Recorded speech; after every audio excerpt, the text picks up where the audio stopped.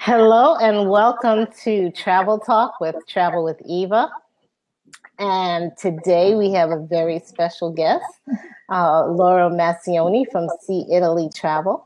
Let me tell you a little bit about me. I'm new to Blab. I think this is my second Blab, so be kind. My name is Eva Jordan Johnson. I am the owner of Jordan Travel Enterprise. I specialize in group vacations and special events at sea. We help you to have group special events that are easy, lucrative, and fun.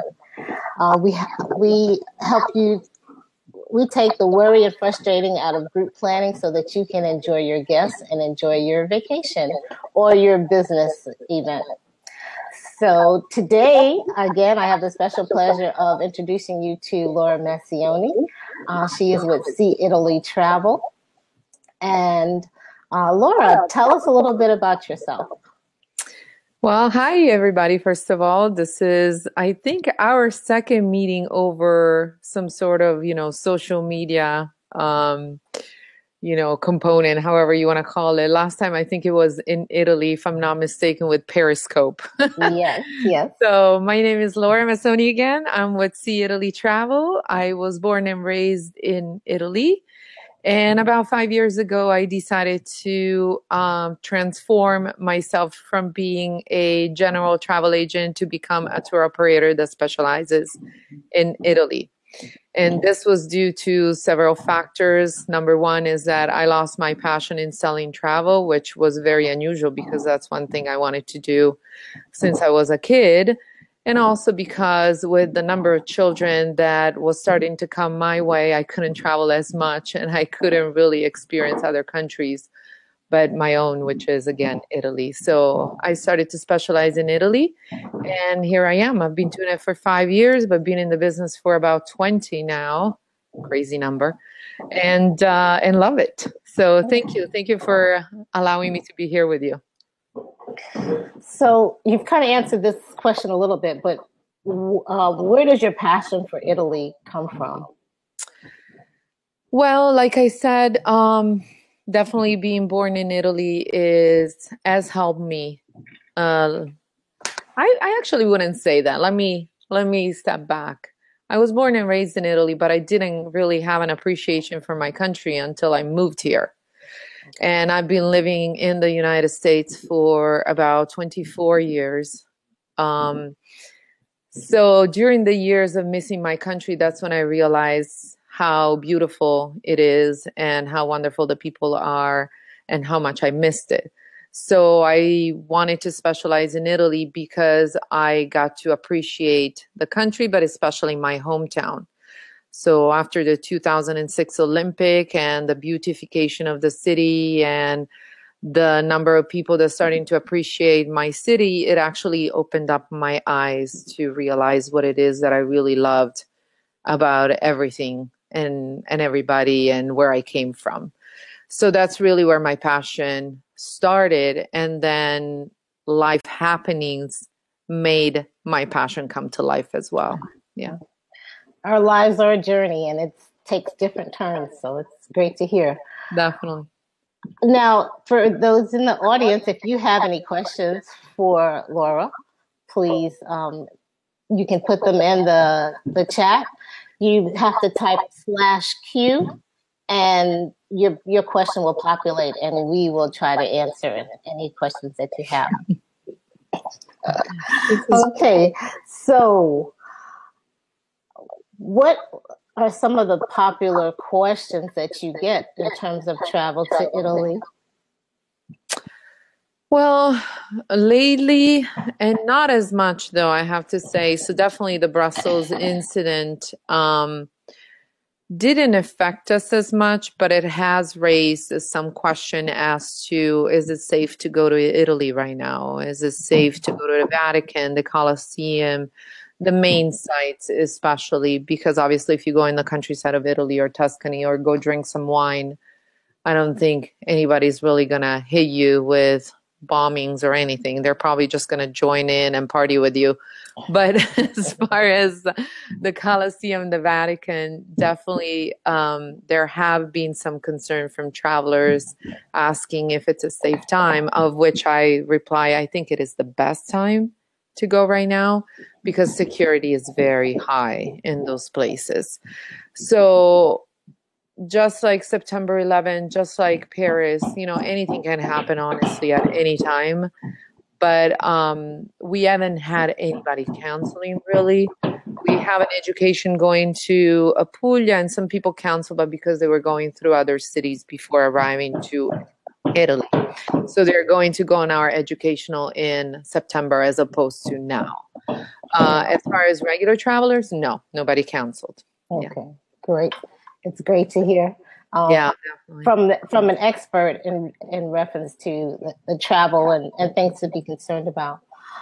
So my next question to you is, when's the best time to travel to Italy? I would say I love traveling at the end of March. And the reason is because the weather is getting a little bit warmer. There are not as many tourists there yet because it's still considered winter. I would say in the middle of March to middle of June, I would definitely avoid July and August, both because of the heat, but also because of the number of people traveling and the Italians also being on vacation. So it adds to the foreigners. Okay. Then I would say September, October, and in the main cities, not counting Tuscany, let's say, up to the middle of November. Then it starts getting cold.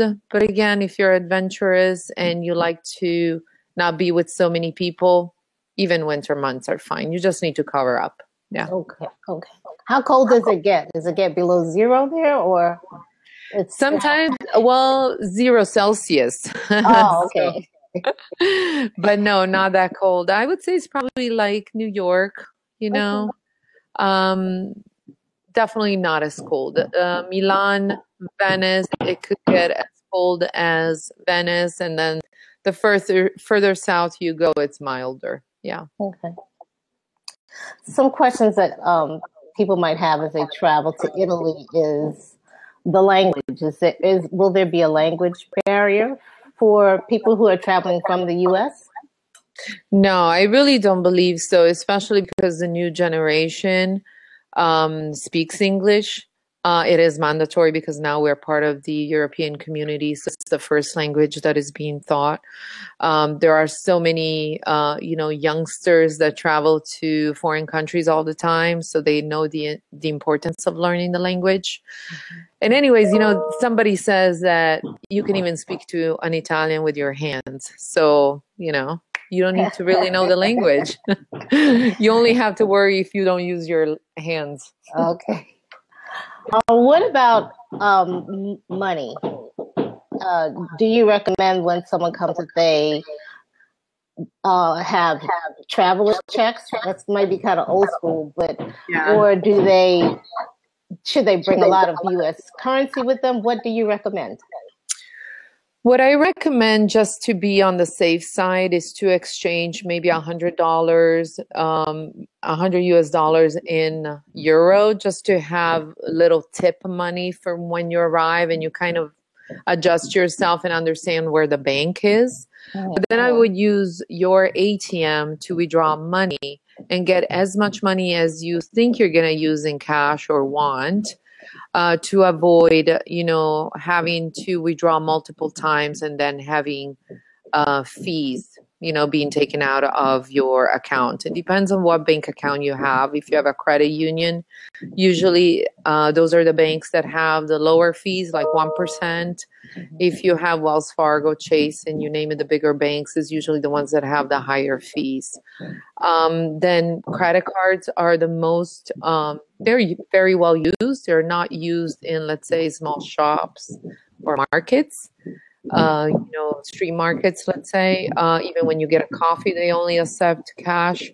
So it's kind of like Mexico. They prefer cash over credit cards. But if you buy a purse, if you buy anything in the stores, credit cards are fine. Just make sure you get one that doesn't have the international fees attached to that. Okay. I remember when I was in Italy several months ago, and I went to the market and I was so frustrated. I didn't have enough cash on me. And like you said, they don't accept credit cards. So there were some beautiful things there that I was like, oh, I wish I had the money. That's right. And things are changing, but yes, definitely consider that, especially for the purses and such. Right. And being in the market atmosphere, even here, if you go to different farmers markets or different markets, that they prefer cash, but things are changing. Yeah. And even for tips, Yes, you should have. Yeah. Be prepared. Don't be like me. Be prepared and have your cash with you. So, okay, my next question is: Does someone travel to Italy? Do they need a passport? Do they need a visa? What's required? American citizens do not need a visa, and I believe also Canadians if they stay up to 3 months, but always check with your embassy. People that have a green card with another passport, just people that have other passports beyond, US and Canadian, they should definitely check with their embassy. I am not familiar with all of the countries that obviously need a visa and don't. Okay. Yeah. All right. A passport is needed, yeah. And it has to be valid up to 6 months from when they are supposed to return. And I don't know if you mentioned this, do they need to have a certain amount of blank pages in their passport? I don't know. I don't think so because it's only one stamp. So definitely 2 free stamps at least. Okay. All right.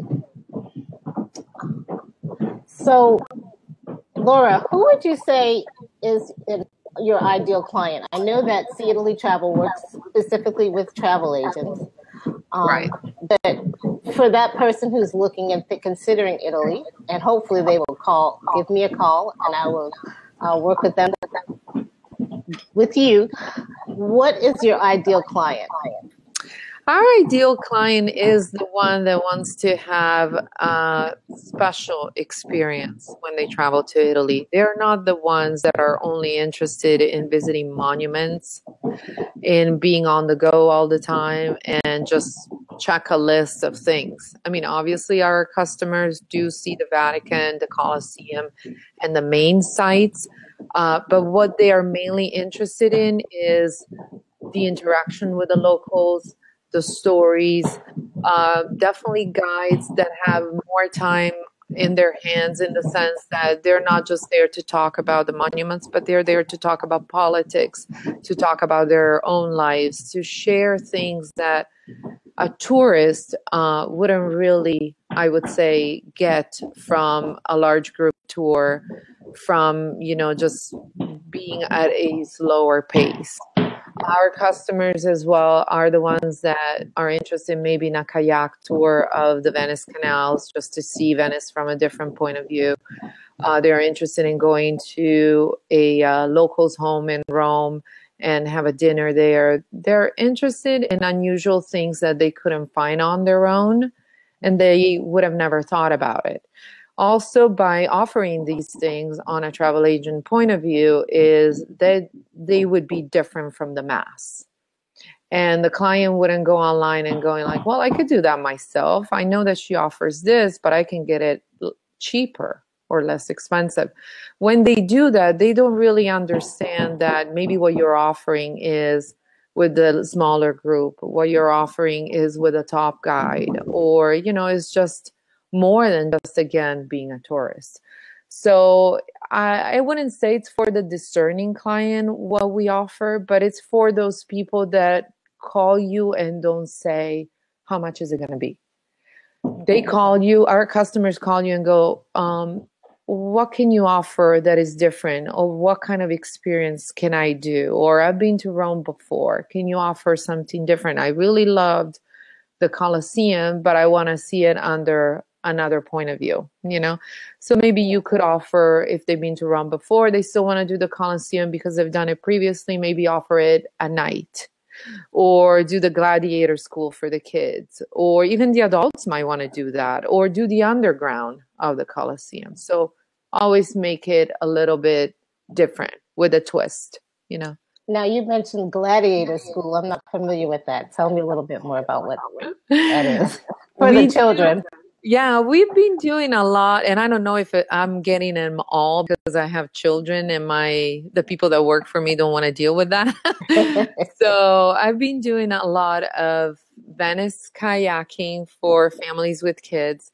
I've done hiking, and I've done the gladiator school in Rome, which is you go to this place where they dress you up in a gladiator, and for 2 hours they teach you how the gladiator was, you know, fighting, and a little bit of history, but it's more interactive. So for the kids, it's not boring. And it usually is for, you know, I would say families with boys. And if there are girls, the girls might watch or they might go shopping. So we can always divide them. Right. You know, kind of like what Disney does. Sounds like fun. Yes, that's right. That's right. Okay, we've handled quite a few questions. Now, for your website, I'm going to put it in the message field. If someone wanted to find out a little bit more about you. So your website is See Italy Travel, is that correct? Yeah, SeeItalyTravel.com, correct. So I'm putting that in there.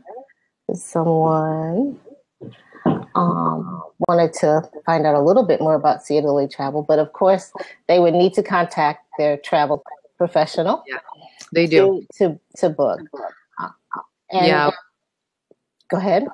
No, I was going to say we really love to work with travel agents because, again, for the type of travel that we do, the clients that go to our travel agents are the clients that are looking for the experience that we can give them. So that's all. And that's why you're one of my preferred suppliers for Italy, because I want my clients to have, I want you to have, if you're considering travel to Italy, a really authentic and unique experience. Not a cookie cutter, or not something that you would find online necessarily. Right. And you want to sleep at night, you know, Eva. So we have an office there. You don't have to wake up in the middle of the night if something is missing. That you can just call our office. Right. And that is real important, because when you're traveling and you're traveling outside of the country, you want to be able to feel comfortable and confident that if things arise, that there's someone there to answer your questions. And we always try to connect our clients with someone on the ground when they travel. Right. Such as you would find at See Italy Travel. Right. Thank you.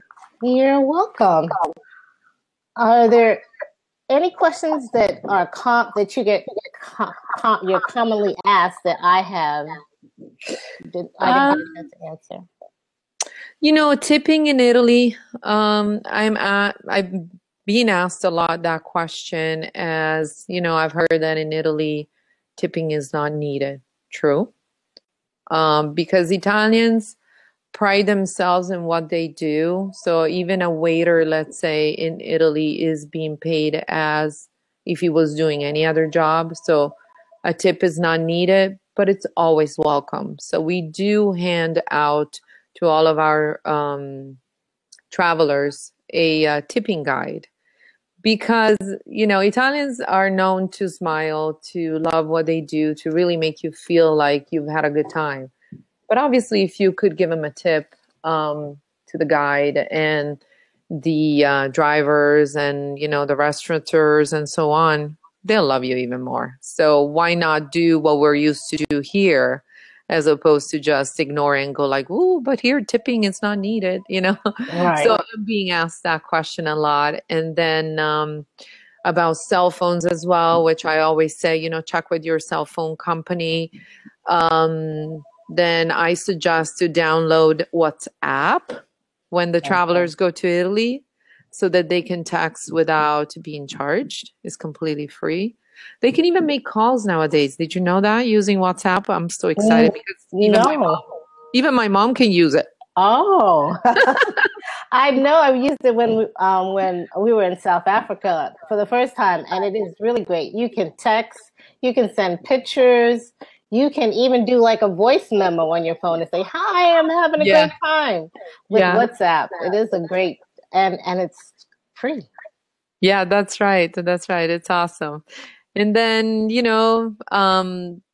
restaurant reservations. Can you do that for us? Of course. Can you give us a list of restaurants? Yes. Where should I go eat? You could use Yelp in Italy, honestly, as well.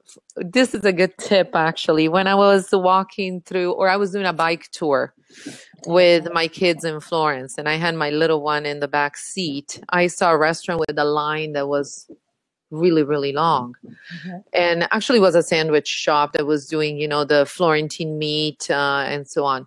So I was riding by and I asked our guide, why are there so many people? And she told me, because on TripAdvisor and Yelp, this particular place has, 5-star and is the top in Florence. But when I was, again, cycling by, I noticed that it was all tourists. Because that's what we all use. I mean, I'm the same. When I travel to Mexico or when I go around town in San Diego, sometimes I'm in an area that I don't know and I use TripAdvisor or Yelp. But don't be fooled, because sometimes you find a whole how do you say, a restaurant in the wall, whatever, a whole something Hole in in the wall. thing. And it's a little bit further away from the main sites, and that's actually the place to go. Not only that, again, the owner has more time to talk to you. If you tell him how good the food is, he blushes. So it's a different experience. That's all. Okay. Um, Let me go through my last questions. One of the things um, I'd like you to do is to share a story.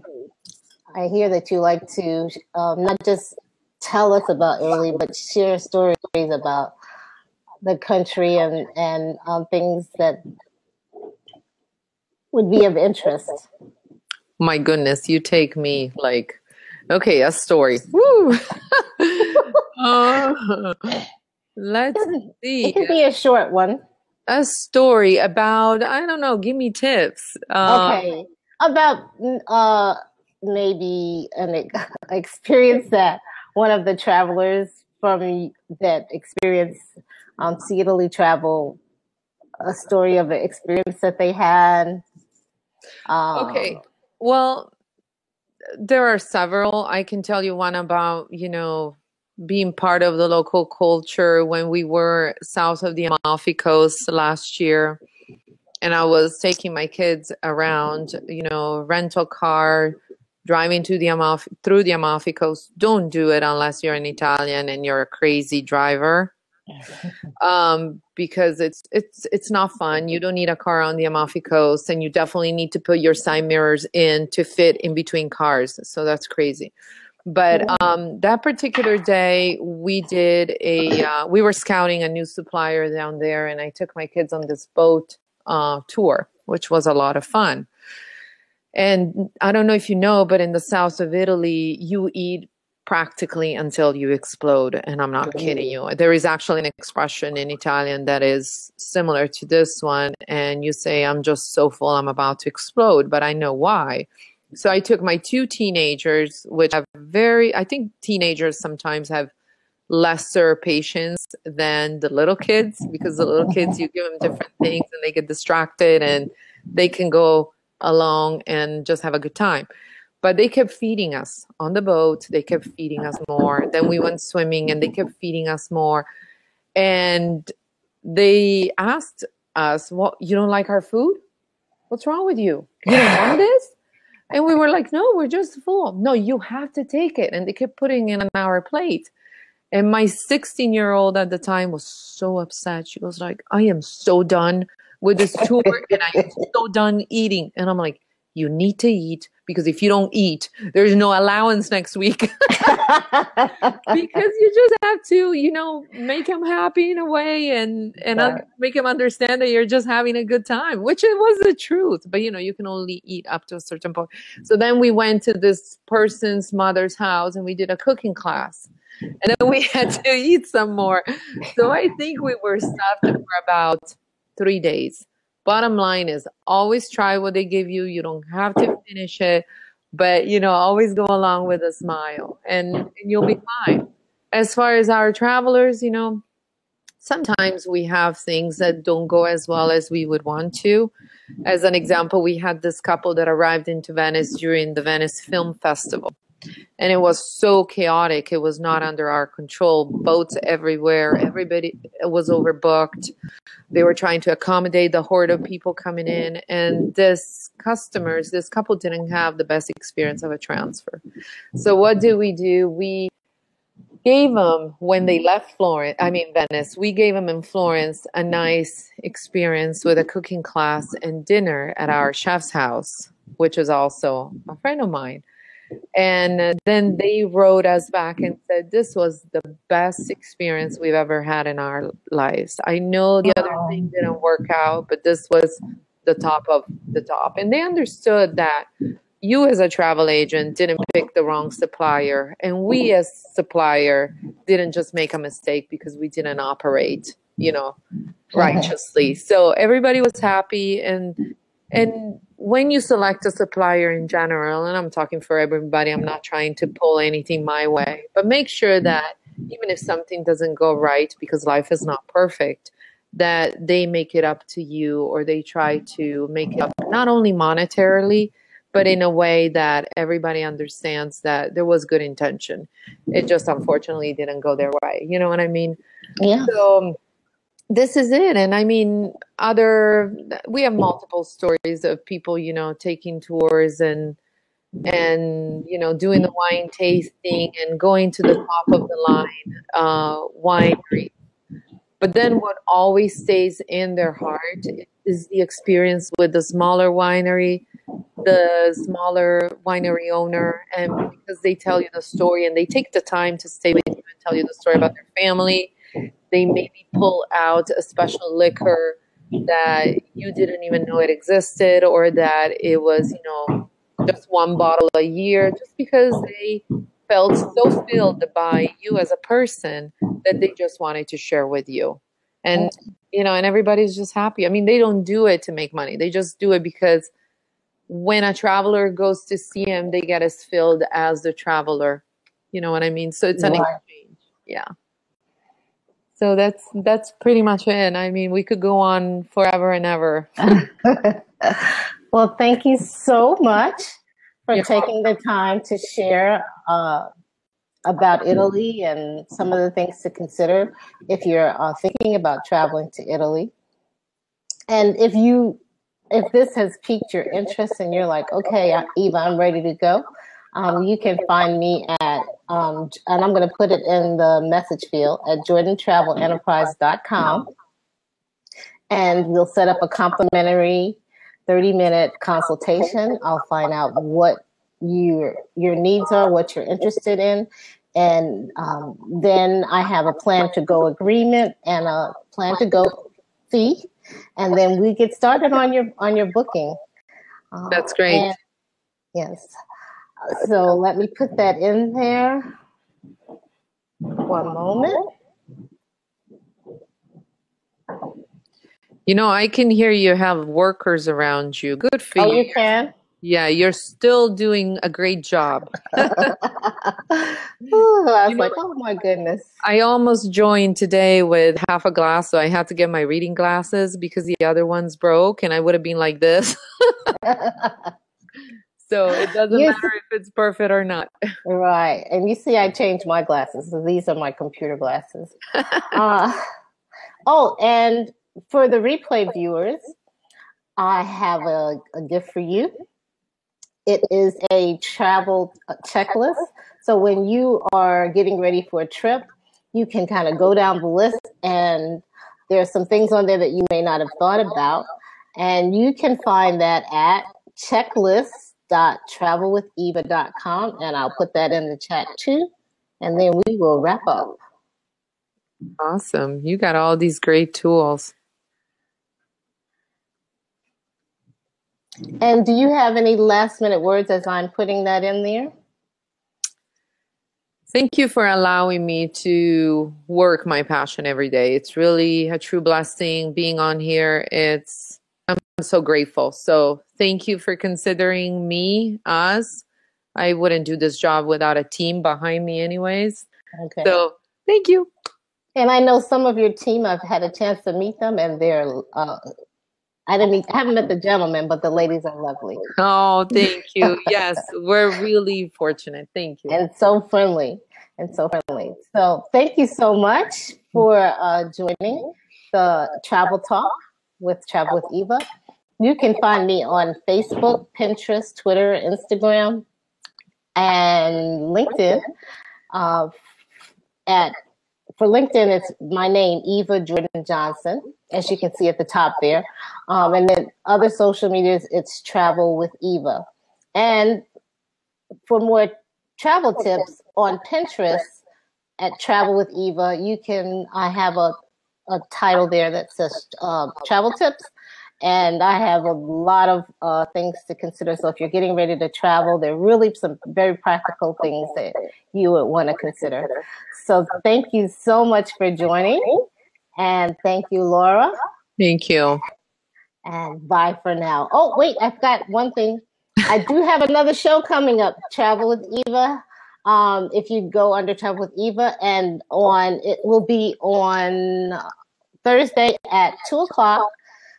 We will be talking about Paris and Black Paris tourists. So we look forward to seeing you on Thursday. That's awesome. And who is again the person that is going to be Julia Brown of Walking the Spirit Tours will be our host. And so you want to check back with Travel Talk with Travel with Eva. So thank you and bye for now. And Laura, I'll let you hang up and then I'll close out the show.